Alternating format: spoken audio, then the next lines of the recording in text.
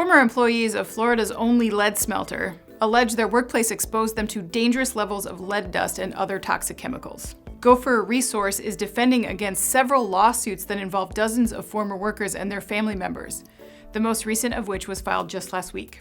The latest complaint contends that Gopher's Tampa factory was often so full of lead dust that the accumulated material looked like piles of dirt. The workers reportedly say that they took the material into their cars and homes and exposed their children and families to potential neurotoxins. Workers in the suit add that the company gave them respirators, but they would become loose after wear because of perspiration on the workers' skin, thus interfering with their effectiveness.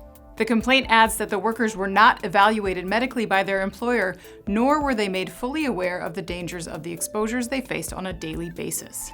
A separate complaint alleges workers' exposure to harmful substances outside of just lead, including arsenic and cadmium.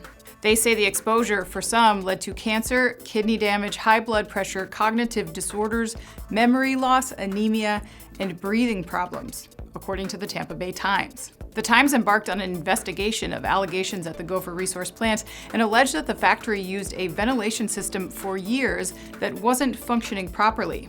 Tampa Bay Times also claims that air lead readings inside some parts of the plant were regularly hundreds of times above the federal limit. Gopher gave a statement to the Times which they say did not address the safety allegations, rather offered that the company, quote, is focused on continuous improvement and process enhancements.